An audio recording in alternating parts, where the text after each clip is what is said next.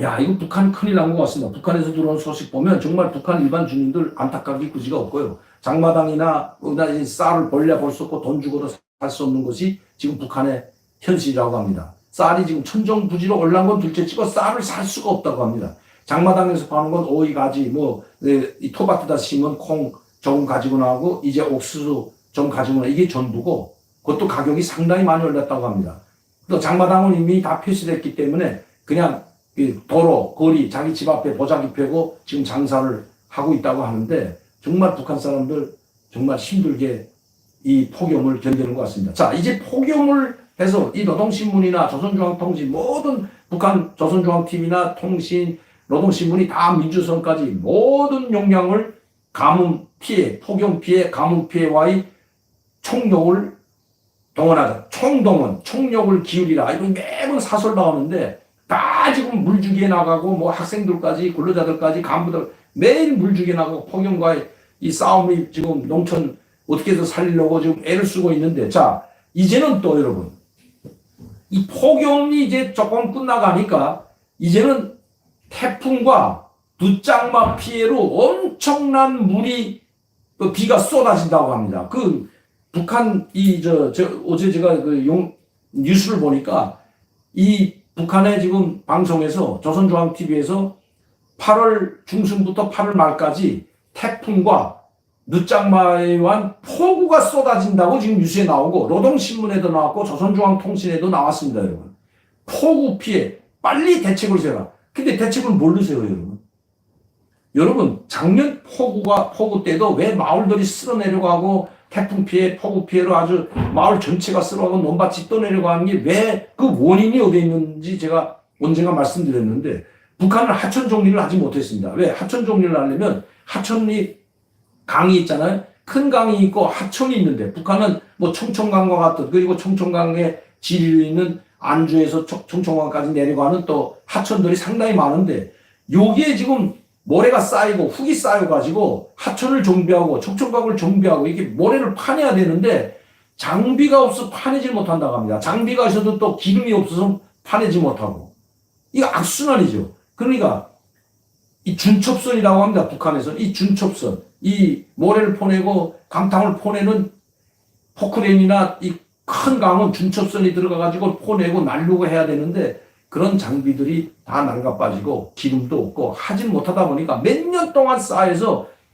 강 깊이가 이제 이 청천강이 상당히 깊은 바다인데 여러분 뭐 청천강 대첩 잘 아시잖아요. 그 당나라 때 이 청천강에서 한번 호되게 당했기 때문에 강감찬한데 자 제가 말씀드리는 건 이 청천강이 그런 깊던 강도 이 무릎까지 다 무릎만 걷으면 건너갈 수 있는 정도가 되어버렸다. 몇 고대만 내놓고 계속 모래와 흙모래가 쌓여가지고 이걸 푸지 않으면 이걸 파내고 하천 정비, 강 정비를 하지 않으면 이 대책이 없다는 겁니다. 다 범람하죠. 여러분 몇 년 전에는 신의주가 잠겼던 것 기억하시죠?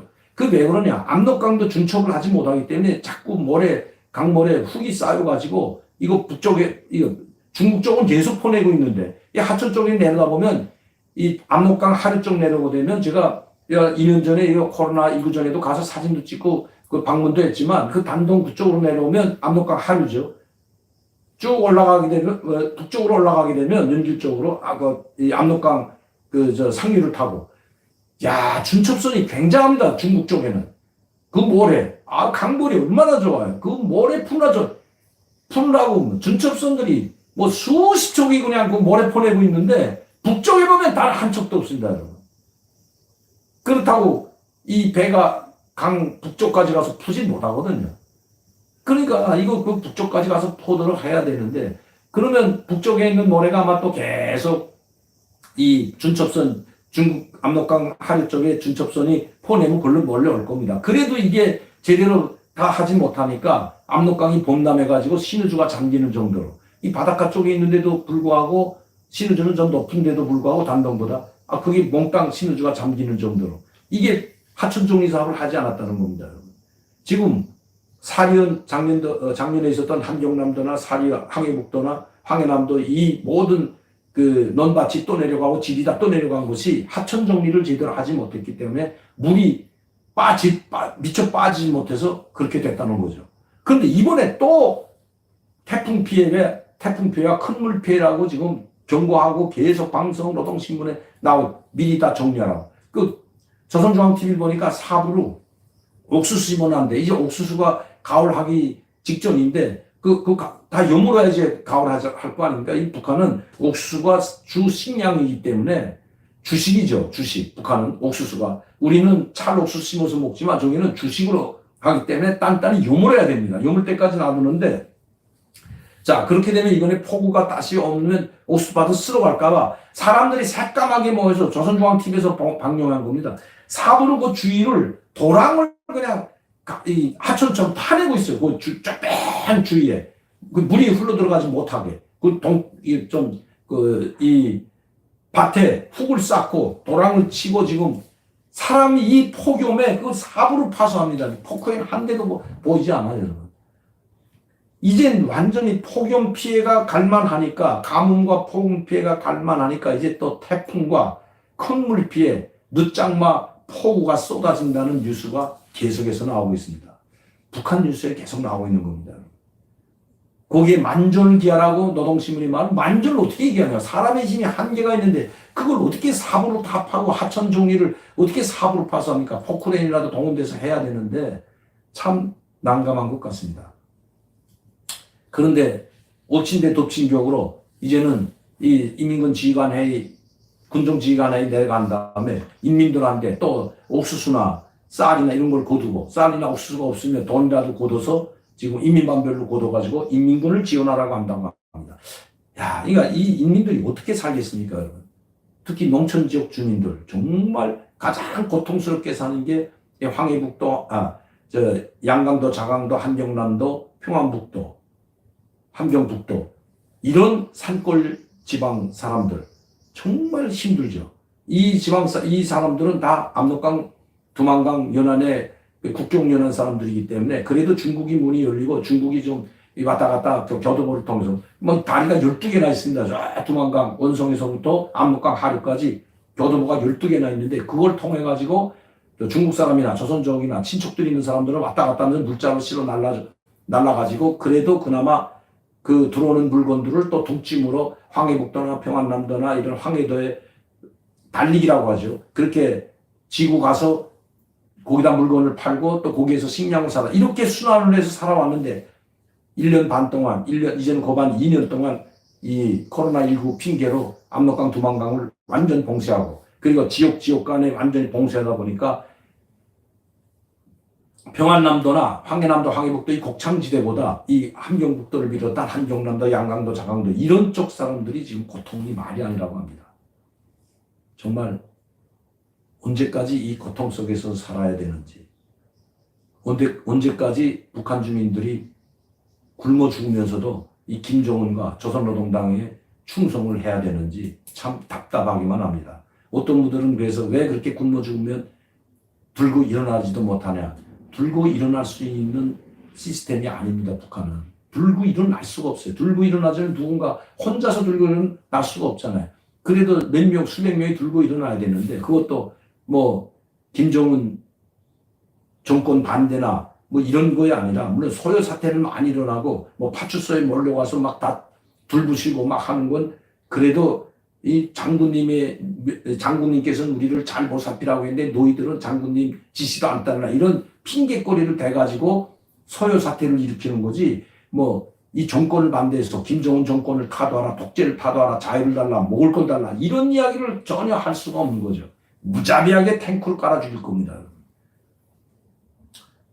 중국 공산당 국가들이 어떻게 탱크를 깔아 주겠는지 다 봤잖아요, 여러분. 북한은 도와줘, 북한은 공산국가도 아닙니다, 이건 공산국가가 아니라 1인 독재, 이 김정일, 이 백두혈통이란 김일성 국가입니다. 김일성 개인 국가라고 해도 과언이 아닙니다, 북한은. 그러니까 우리식 사회주의라고 하잖아요. 전 세계에서 둘도 없는, 하나밖에 없는 사회주의, 우리식 사회주의를 고집하는 게 바로 그래서 우리식 사회주의라는 말을 표현하고 있는 거죠. 어떤 사회주의도 북한과 같은 이런 악독한 사회주의는 없다는 겁니다. 중국 공산당 자기 국민들 탄압하고 이번에 재벌까지 탄압하고 세무조사를 해가지고 자기네 말 안 듣는 사람들은 세무조사하고 이번에 알리바바 봤죠? 재벌 회장 마위 어떻게 내쫓는지 다 봤잖아요. 그렇지만 그나마 그래도 거기는 말할 자유라도 조금이라도 있고 그래도 먹을 자유, 그래도 장사할 자유, 집 살 자유는 있거든요. 북한은 전혀 이 공산국가, 이 완전히 공산국가도 아니라는 것. 그래서 힘들다는 것. 북한 주민들이 정말 들고 일어나지도 못한다는 것. 그러나 지금 북한 전국에서 소요 사태는 계속해서 일어나고 있다고 합니다. 안전원이 와서 단속을 하면, 경찰이죠. 단속을 하면 그 안전원들을 무리에 지어서 내쫓고 내몰고 파출소까지 집단으로 가서 공격하고 이런 것들은 있지만 독재, 타도, 자유를 달라, 먹을 걸 달라는 외침은 못하는 거죠. 그러면 그건 바로 정치범으로 몰려서 자기뿐만 아니라 본인, 자기 자신 혼자만이 아니라 가족들, 죄 없는 친척들까지 구족이 멸하기 때문에 못하는 겁니다. 간단한 방법이 있죠. 저 김정은이 머리에 난 종기가 커져서 빨리 그냥 스스로 사라지든지 아니면 채축군인 누군가 제거하든지 그 길 외에는 방법이 없습니다.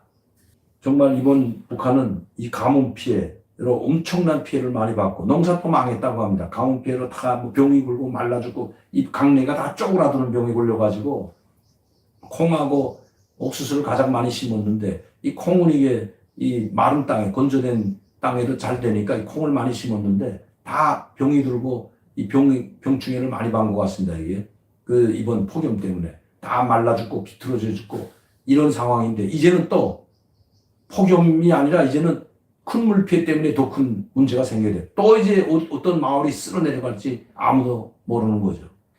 이 야산에 있는 나무를 몽땅 베다 보니까 산사태 일어나고 조금만 비가 와도 훅이 무너져 내리고 이거 마을을 쓸어버리고 이런 일이 지금 매년 반복되는 것이 북한입니다. 자, 오늘도 강민규TV 자유선 시청해주신 시청자 팬 여러분들께 진심으로 감사를 드립니다. 많은 분들이 구독하고 시청할 수 있도록 전파를 부탁드립니다. 해외에서 2일째 생방송으로 여러분들께 북한 소식을 알려드렸습니다. 저는 내일 이 시간에 다시 뵙도록 하겠습니다. 감사합니다.